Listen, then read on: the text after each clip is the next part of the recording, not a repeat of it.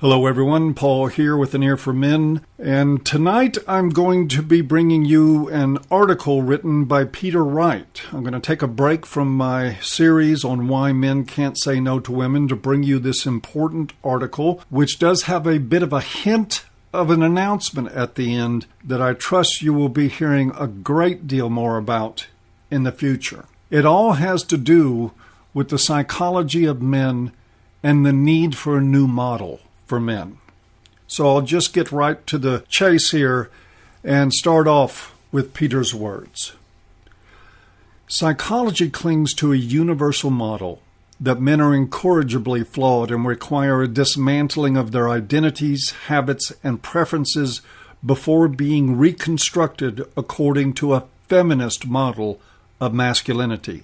All modern therapies have this basic premise in common. For example, one of the more popular models of men and masculinity to emerge in the last 20 years, promoted as a new psychology for men, is described in the following terms by one of its founders, and I quote, "The new psychology of men has emerged over the last 15 years within the larger fields of men's studies and gender studies. Informed by the academic breakthroughs of feminist scholarship, the new psychology of men examines masculinity not as a normative referent, but rather as a problematic construct.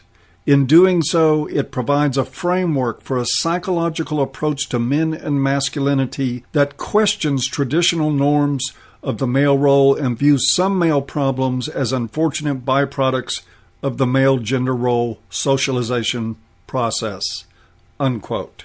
Since its inception, this new psychology of men has restated traditional gender stereotypes about men, that they are flawed, violent, emotional primitives in need of reconstruction. The supposedly new model has also been developed into a training course teaching therapists how to effectively work with men.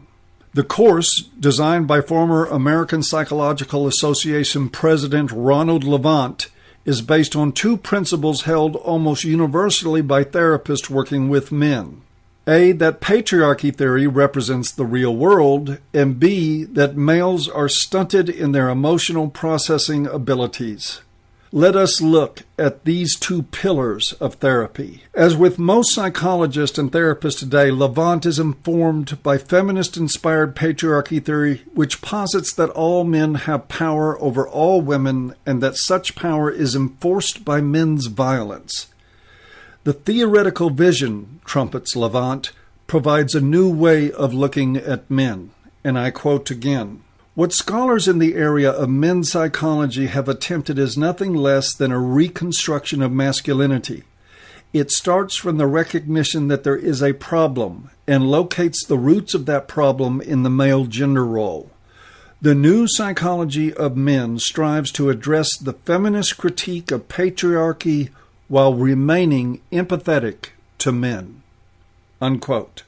As many readers will know, and listeners in this case, there is nothing new in this characterization of men, which we can summarize with the phrase, "Women have problems and men are the problem." As Levant stresses, the primary approach to therapy with men is to first pathologize them. It starts from the recognition that there is a problem. In this model, men are viewed as being problems before they ever even meet the therapist. And that therapist ignores the possibility that men's problems may lie outside themselves in a world of grief they did nothing to deserve. In other words, whatever the presenting complaints of the client, they are immediately dismissed by the practitioner in order to coerce the client into an ideological mold of manhood. The practitioner, depending on their degree of indoctrination, may actually believe this will address the client's issues, but even a cursory examination of the masculinity as identified problem approach reveals numerous deep flaws. In fact, this approach proves to be abusive in any reasonable interpretation of the word. As I will soon explain, there are other approaches to working with men that don't presume they are flawed and need fixing. That approach begins with asking men what they experience in life and what they might want to achieve in therapy, and actually listening to their answers. Therapists may be interested to hear men speak of a range of experiences and goals wholly unrelated to patriarchal domination of women and children. And the next element now I will address is the model of men as emotionally dumb. Referring to men as dumb has the double meaning of both lacking in intelligence and being mute. This forms the basis of Levant's theory that men possess little emotional awareness about themselves or others, that they are lacking in emotional intelligence, and that even were they to discover some emotional awareness, they would not know how to express it in words. Such is the depth of male lacuna. He refers to the problem in men as alexithymia, a Greek term meaning no words for emotions, insisting that most North American males suffer from this syndrome. Levant states, and I quote, "It is so very widespread among men that I have called it normative male alexithymia," unquote, a syndrome that by definition only men and boys can be labeled with. There even exists a normative male alexithymia scale used to assess the depth of men's need for therapeutic correction. Levant states, and I quote, "One of the most far-reaching consequences of male gender role socialization is the high incidence among men of the inability to identify and describe one's feelings in words. Men are often genuinely unaware of their emotions. Lacking this emotional awareness, when asked to identify their feelings, they tend to rely on their cognition to try to logically deduce how they should feel. They cannot do what is automatic for most women: simply sense inwardly, feel the feeling, and let the verbal description come to mind," unquote. This claim that men are unaware of their emotions, an assumption so typical of psychology's view of men, has been a cornerstone in the therapeutic world for the last 40 years, and it is demonstrably wrong. According to the vast majority of studies on emotional processing, men and boys are able to identify emotional arousal in themselves and others equally to women. Emotions like jealousy, love, anger, sadness, anxiety, etc. But men and boys choose to regulate that emotional arousal not by verbalizing it so much, women's preferred method, but by taking intelligent action. A woman, for example, might talk with her melancholic friend about what is worrying her in order to cheer her up. The man may invite the same melancholic friend to the movies. Both responses, talking or acting, serve to intelligently modulate emotions.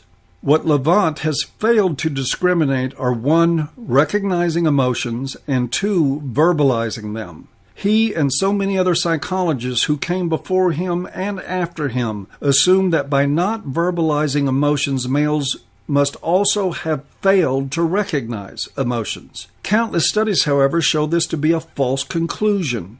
Men, like women, can sense the full range of emotions, but they may choose to respond to that knowledge in a different manner to women. It's time to break apart with the past and start afresh. Repackaging patriarchy theory is a move we no longer wish to make, at least not if we wish to genuinely help men. Increasing numbers of men are tired of waiting for the psychotherapeutic industry to drag its collective ass out of gynocentrism land to develop a genuine new model for tackling male psychology. To attain that model, there has to occur a break with patriarchy theory and assumptions that men and boys are emotional dummies. As in a court of law, we begin the new therapy with an assumption that men are not only innocent until proven guilty, but that men are good, to use Tom Golden's iconic phrase. Nor will men with work be savvy until it admits the realities of cultural misandry, gynocentrism, and their undeniably crushing effects on modern men. The daily assaults on men and boys from advertising, mental health services, media, family courts, pharmaceutical companies, education from grade school to grad school, and anti-male bigots and ideologically driven governance must be included in the picture. These are problems which are deleterious to all aspects of men's lives, including mental health. The mental health industry is a huge part of that problem, not a part of the solution. A sane alternative to all this must disabuse men, women, and society of the following myths. Men belong to a patriarchy and take that model as their life script. Men are emotionally inept. Men are default potential sexual predators.